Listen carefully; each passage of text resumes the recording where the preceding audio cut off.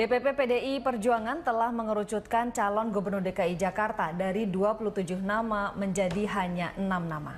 Nama Gubernur petahana Basuki Cahayapurnama disebut tidak ada dalam daftar tersebut, meski PDIP belum mengungkap secara lengkap nama 6 calon tersebut. Menurut Sekjen PDI Perjuangan Hasto Kristianto, ke-6 nama calon akan diserahkan terlebih dahulu kepada Ketua Umum PDIP, Megawati Soekarno Putri pada 25 Juli 2016. Menurut Hasto, ada kemungkinan PDIP mengusung Ahok atau Risma. Karena salah satu pertimbangan PDIP adalah Gubernur DKI harus memiliki kedekatan dengan Presiden Jokowi. Selain itu, PDIP mempertimbangkan beberapa hal dalam penentuan calon, yakni kemampuan intelektual dan kemampuan manajerial serta kepemimpinan dan integritas calon.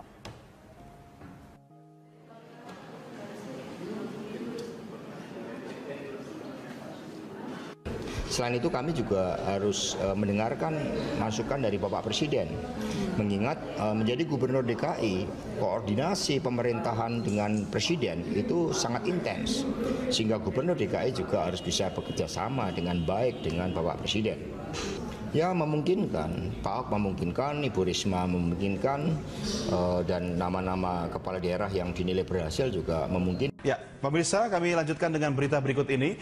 Puluhan warga kampung Akuarium Penjaringan Jakarta Utara hari ini melakukan aksi unjuk rasa di depan Istana Negara Jakarta. Ya, mereka menuntut janji Presiden Joko Widodo untuk melindungi kampung nelayan. Para pengunjuk rasa yang merupakan korban gusuran mendesak Jokowi menepati janji serta kontrak politiknya saat kampanye gubernur beberapa tahun silam. Kala itu Jokowi berjanji melindungi kampung nelayan, menghindari penggusuran serta menguatkan ekonomi masyarakat kecil. Namun pengunjuk rasa mengaku kecewa karena janji itu ternyata hanya isapan jempol. Sebab saat ini banyak warga di kampung nelayan yang justru digusur dan kehilangan penghasilan.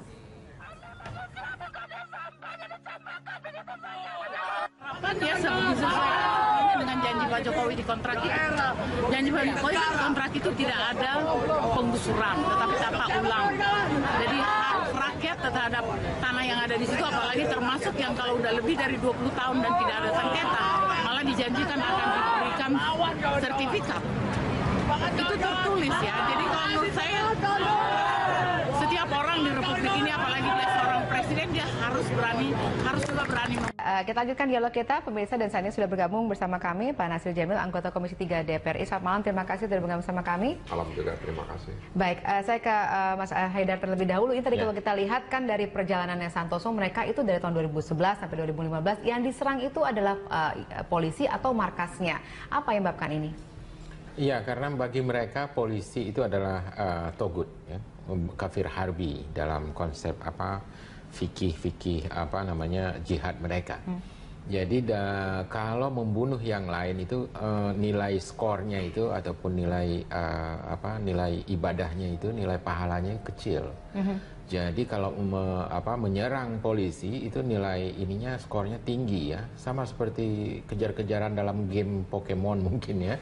Saya juga nggak mengerti banget gitu, tapi saya melihat bahwa mereka menargetkan memang polisi, yang kedua tentara, dan kemudian yang ketiga adalah masyarakat biasa. Nah di sini jatuhnya kelompok Santoso itu pada ketika mereka menargetkan masyarakat biasa, karena di daerah Poso ini kan daerah yang multikultur, jadi ada orang dari berbagai daerah yang transmigrasi dari berbagai agama. Nah orang-orang tersebut itu dianggap sebagai sesuatu yang tidak sama agamanya dengan Santoso, dan itu banyak yang dibunuh.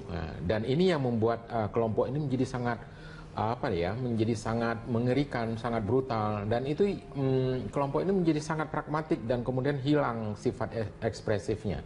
Jadi membuat masyarakat itu tidak suka lagi, walaupun yang Muslim pun pada akhirnya yang tadinya senang dengan kelompok ini, karena kedatangan mereka dulu ke tahun 2001 itu untuk menyerang kelompok-kelompok yang tidak suka pada pesantren Wali Songo.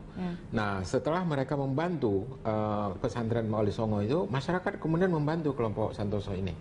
Tapi ketika kelompok Santoso ini bersikap sangat brutal dan tidak lagi ekspresif dan tidak lagi punya rasa kasih sayang kepada sesama manusia, Ini yang mengakibatkan kemudian kelompok ini kehilangan pendukung. Jadi banyak sekali masyarakat yang tadinya itu mau memberikan makanan, logistik dan sebagainya, pada akhirnya tidak mau lagi. Karena apa? Ini orang brutal, orang yang tidak mengenal kemanusiaan. Jadi ini semacam binatang buas atau apa begitu.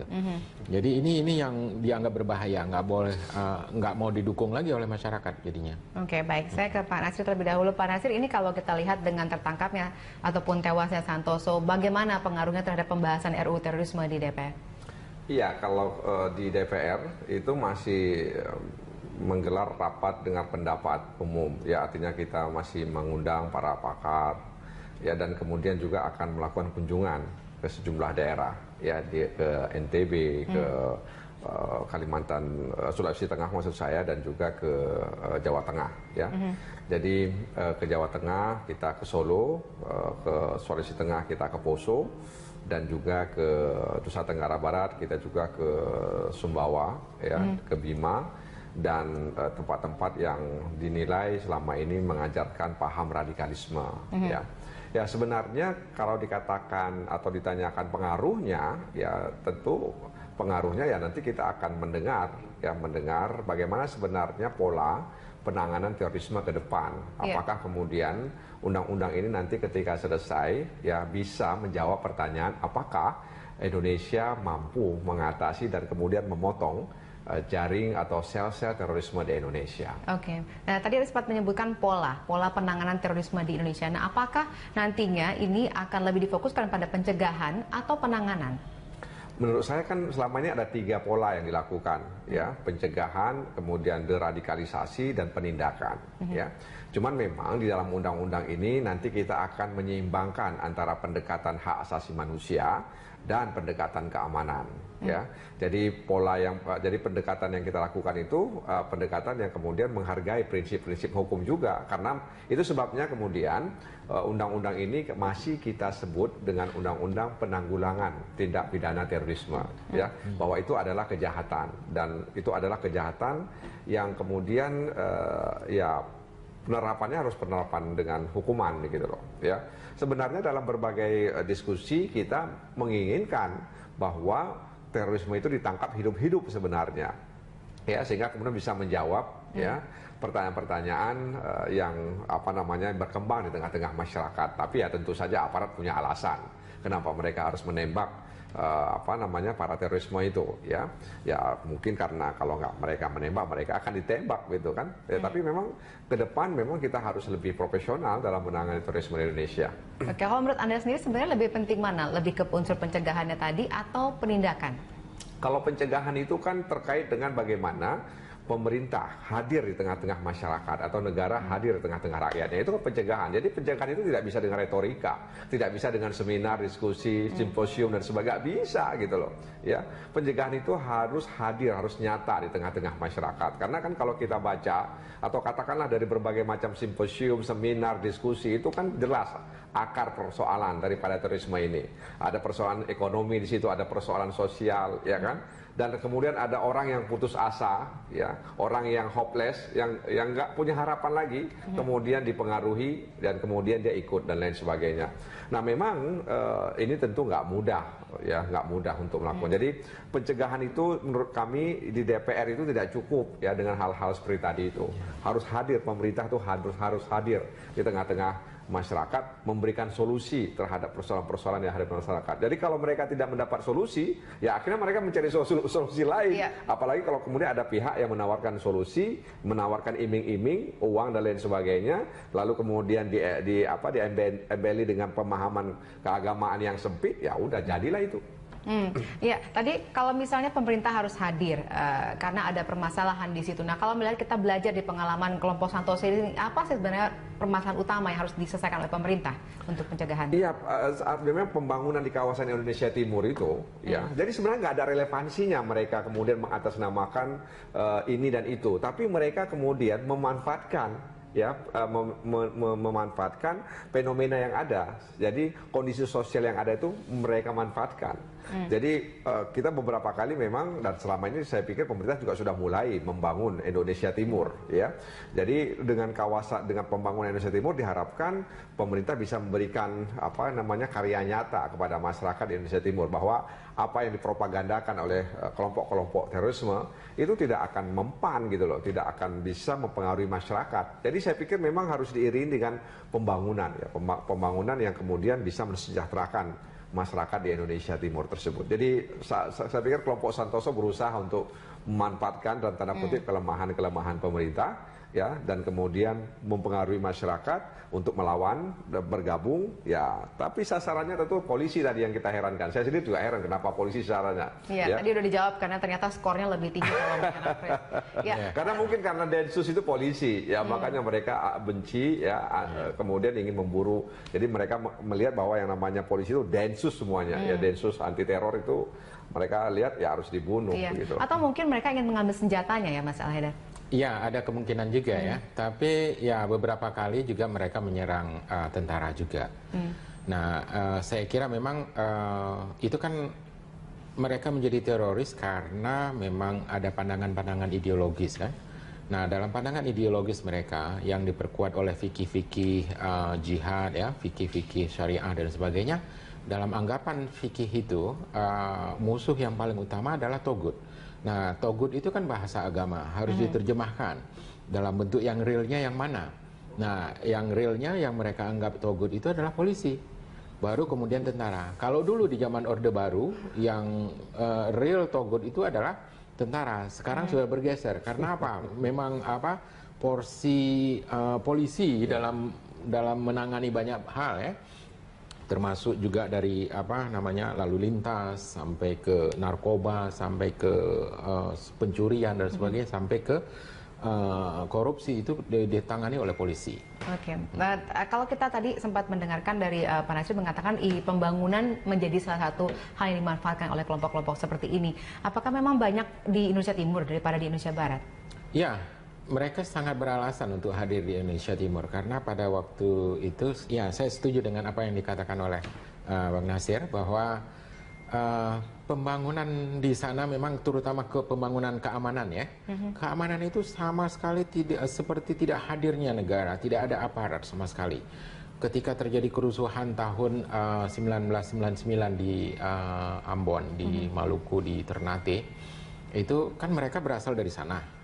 Jadi banyak sekali kelompok-kelompok jihad akhirnya berangkat ke sana. Dari Solo berangkat ke sana, dari NTB berangkat ke sana. Akhirnya sampai di sana mereka ikut terlibat di dalam konflik antar agama itu.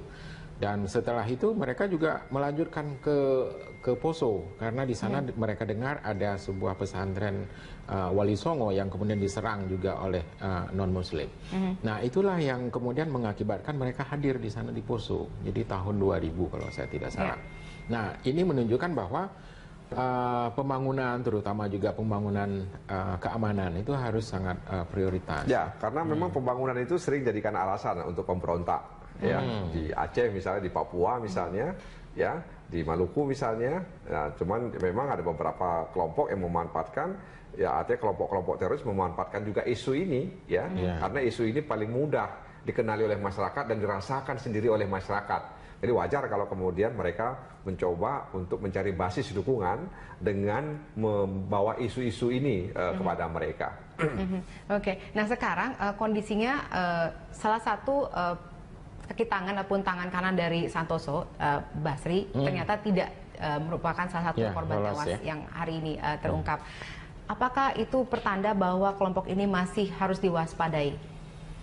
Ya, ini harus diwaspadai karena bisa saja kelompok MIT ini dilanjutkan, ya, sepeninggal dari Santoso itu dilanjutkan oleh Basri. Tapi setahu saya Basri juga tidak cukup legitimate, ya, untuk melanjutkan kelompok ini karena Santoso tidak meninggalkan satu wasiat apapun, ya, untuk dilanjutkan. Walaupun ada doktrin-doktrin tertentu, ya, dari kelompok ini yang kita kenal cukup tajam, ya, seperti misalnya doktrin dari Kartosuryo, apabila seorang prajurit kecil itu tinggal satu orang, dan gigi-giginya sudah hilang, walaupun tinggal satu, itu giginya harus dipakai untuk menggigit. Itu artinya harus melawan. Artinya siapapun yang tinggal di situ, walaupun prajurit kecil sekalipun, itu harus melanjutkan perjuangan menjadi pemimpin. Jadi, tapi setahu saya mereka tidak begitu lagi mengadopsi fikih ini ataupun ideologi ini, karena ideologi ini dianggap ideologi yang lokal, bukan dari Timur Tengah. Mereka kan hanya percaya pada fatwa-fatwa syekh-syekh yang ada di Timur Tengah. Gitu. Oke, baik, kita harus jeda dulu, tapi nanti di segmen berikutnya kita akan bahas seperti apa kira-kira nanti mungkin teroris, kelompok-kelompok teroris yang ada di Indonesia sisanya akan bergerak karena mungkin ada pengaruh dari ISIS juga, dan apakah ini sudah bisa dikhawatirkan juga untuk mengganggu keamanan di Indonesia. Kami akan kembali usai jeda berikut, tetaplah bersama kami.